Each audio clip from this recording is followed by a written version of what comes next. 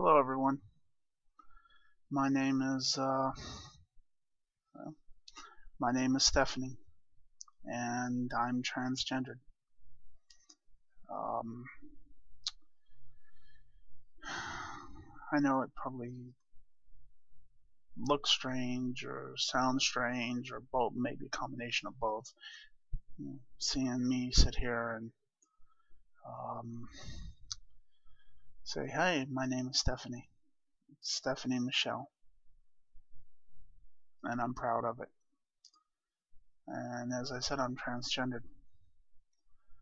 I wouldn't have got to this point had I not had the support and also the videos of people like Grishno and Aaron and hopeful Kylie, who Kaylee. She's been absolutely wonderful in her thoughts and helping me. Mac Junkie's even in there. Julie. There's so many countless people. Janet Mock, among so many others. That a couple weeks ago, I didn't think this would ever be possible, but I just had enough. I've had enough. Excuse me.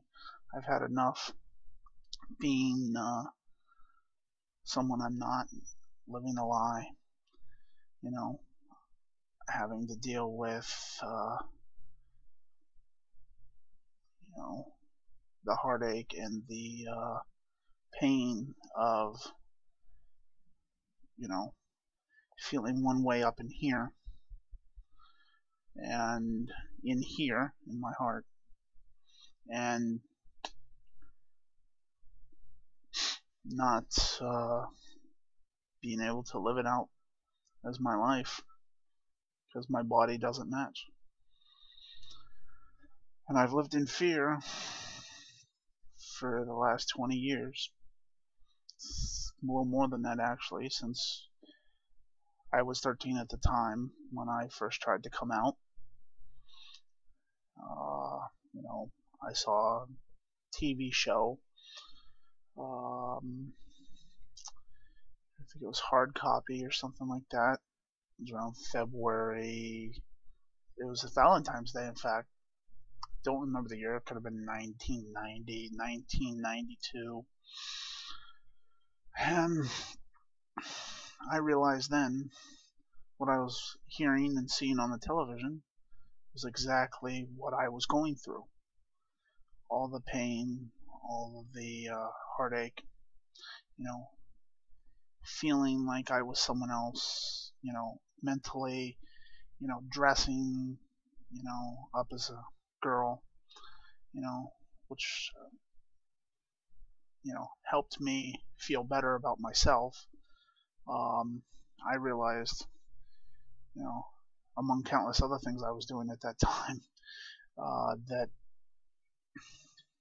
I was transgendered. I was a transsexual. At least they called it transsexualism at the time. Now it's transgender. Transgender is really a better word than transsexual, I think. But anyway, I tried to come out.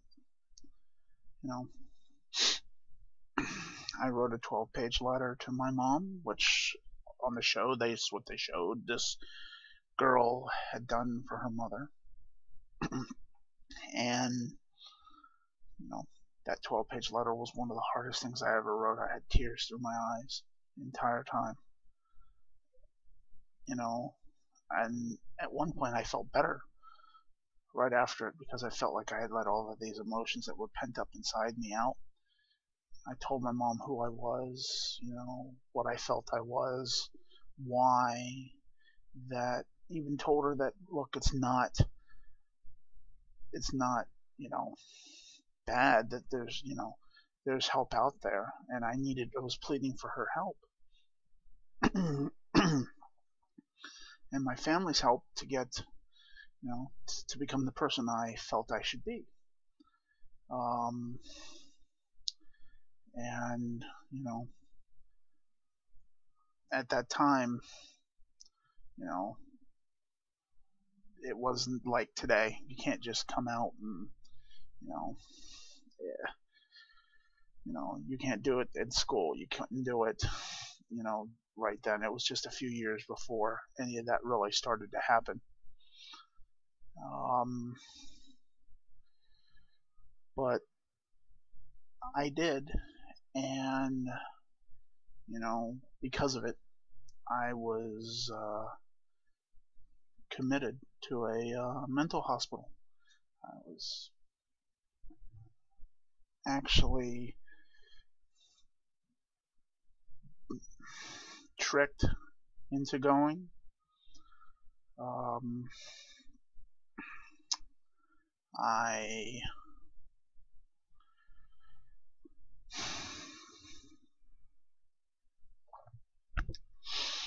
I went, and it was one of the worst experiences. Now, I had some really bad experiences as a kid. I had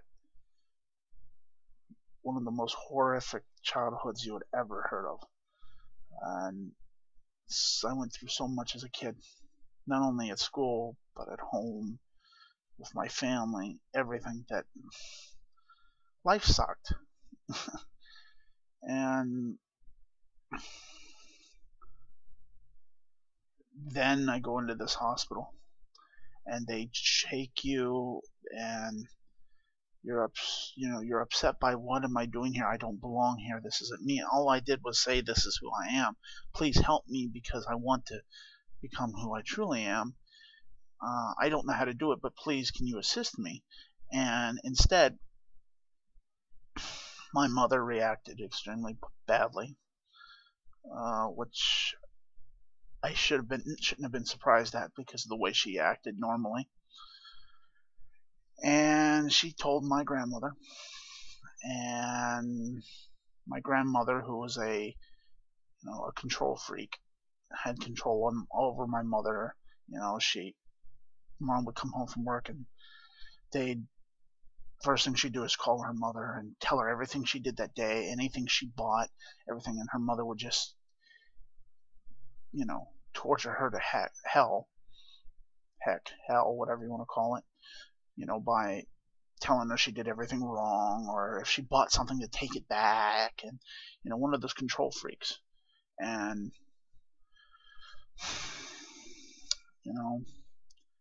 I think what made it worse was the fact that a few weeks before that, I had a friend over, and the friend, and who was my best friend at the time, you know, his name was Brad.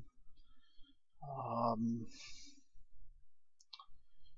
we were kids, uh, but by that time, I had already known what I liked.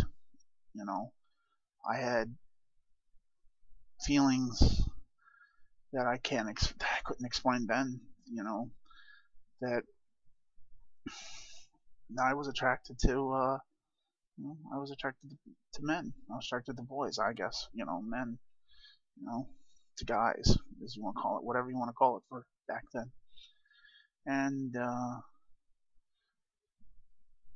Brad and I guess, decided to experiment, and we really didn't do anything, couldn't, but we ended up kissing, and right as we're kissing, uh,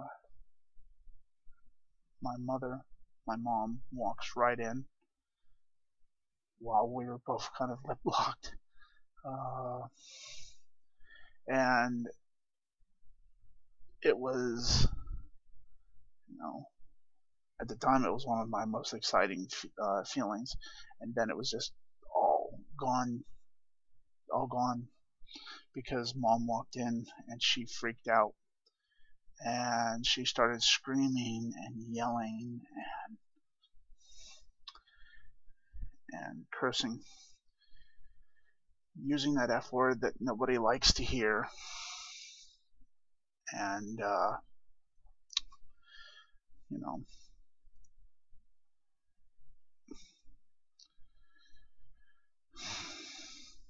and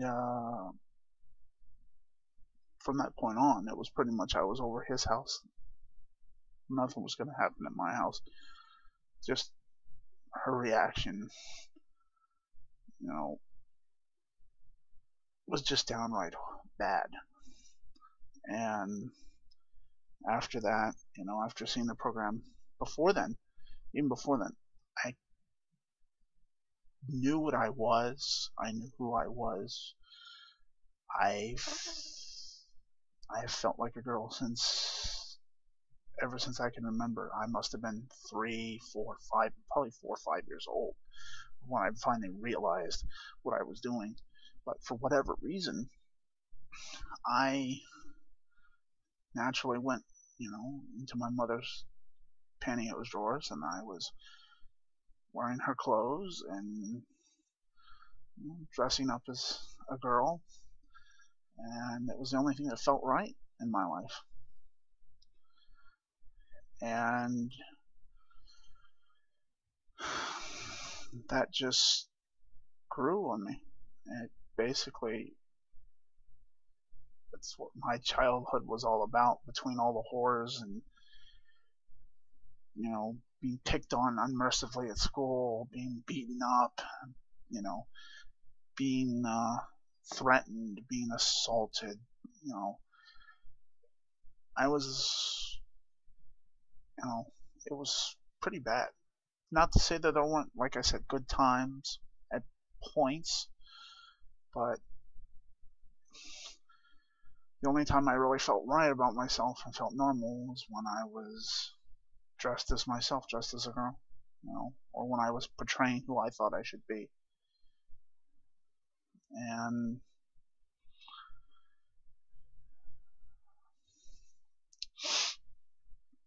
even now it's hard for me to say, just coming out on here.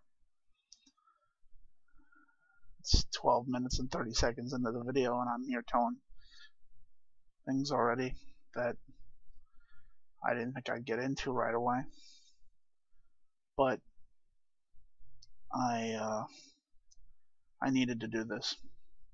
I'll talk about more of my childhood and talk about more of my feelings and things I've gone through and things I've done in future videos as I make them. But here's me without my glasses. I probably look better. Can't see a thing. It's all blurry. I had cataracts as a child, so I need the glasses. Personally, I should get something like Mac Junkie has, or some really nice looking glasses, not these things. I mean, these things, ugh. I had a nice pair of metal frames, and somebody else lost them. I don't know how you lose a pair of glasses that were sitting on a table in a house, but they disappeared. But I'll have to get new glasses eventually. But anyway,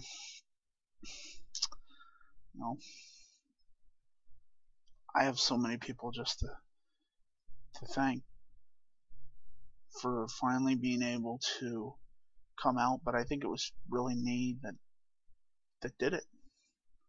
I was coming off one of these medicines that they had me on as well. I think played a big part in it as well, somewhat. They've had me on for a couple years trying to help me, supposedly. It wasn't helping, it was hurting. It was detrimental to me. It was making things worse. And when I came off of it, I finally said, I can't fight this anymore. I have a friend of mine who, his name's Marcus. He, he's gay. He's been out and gay for, since he's been in his teens. And, he told me the life is hard. He said, oh, you better be careful. Your life is hard. Your life is this. Things are going to be difficult. And I said, well, yeah, they're going to be difficult. I understand that from all the thousands of videos I've watched, people's accounts. I know it's the loss of family, the loss of friends, the loss of, you know, some say a loss of social life, some, you know, it's not easy. But then again, I look at the fact that I've been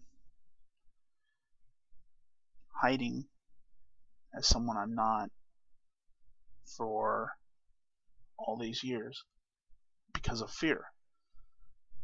And it's not right. It's wrong that I've had to go through that. I'll take responsibility for my part in it, but they say, only you can make change. I guess really, yeah, only you can make a change, and I'm going to make a change. My next step forward, I'm coming out on here, I'm out on social media, I'm out, to myself, and I'll tell you, the last 2-3 weeks that I've been out to myself, I've never felt more alive and more free in my life, at least since I was a kid, since I was in my teens and I was doing what I was doing. I feel happy, extremely happy, right now that, I'm open enough to say this is who I am, this is who, I've got to become to match up here in my brain, to match my feelings as a girl, as a woman, and I know family and friends, again, like I may lose some of them, I'm hoping I don't, but my family's dysfunctional as it is. We don't ever see each other. You don't, it's not what a typical family does. And my friends, that'll be the difficult thing because I value my friendships with everybody so much. I am I think such a caring person that I'm like the problem solver. I help people. I listen to what they're saying. They can go on for hours and I'll talk about it. And to them, and I think that's just always been me. But, can it be worse than the last 20 years, last 25 years, or, my entire life? No, I think it can get better. I believe it can get better. And, once I can find a gender therapist that'll actually call me back, I've contacted 2. I talked to one who was nice enough out of Dallas, Texas. She was really helpful. That made me feel a lot better. But once I can get a gender therapist around here to call me back, then maybe I can get an appointment with them. But until then, I'm going to try and, I'm